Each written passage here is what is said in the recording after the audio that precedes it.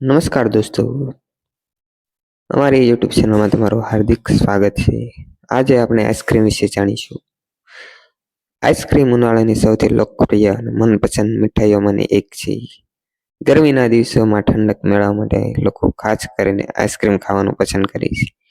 Ice cream વિવિધ સ્વાદોમાં મળે છે, જેમ કે વેનીલા, ચોકલેટ, સ્ટ્રોબેરી, કેરી, કાજુ પિસ્તા. દરેક વયના લોકો તેને ખૂબ જ આનંદથી ખાય છે. આઈસ્ક્રીમ દૂધ, ખાંડ અને વિવિધ સ્વાદ દ્રવ્યો વડે બનાવવામાં આવે છે.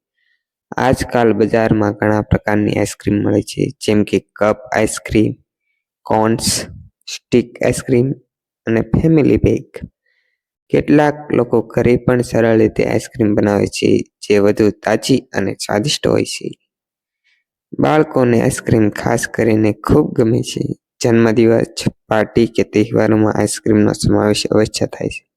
તે ખુશી અને આનંદ વધારવાનું એક સારું માધ્યમ છે.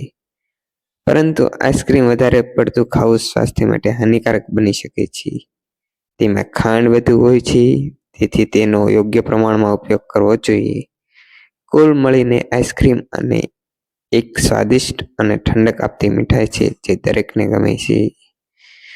જો તમને આવા વિડીયો જોવા ગમતા હોય તો તમે અમારી ચેનલને સબસ્ક્રાઈબ કરો, લાઈક કરો અને શેર કરો. આભાર.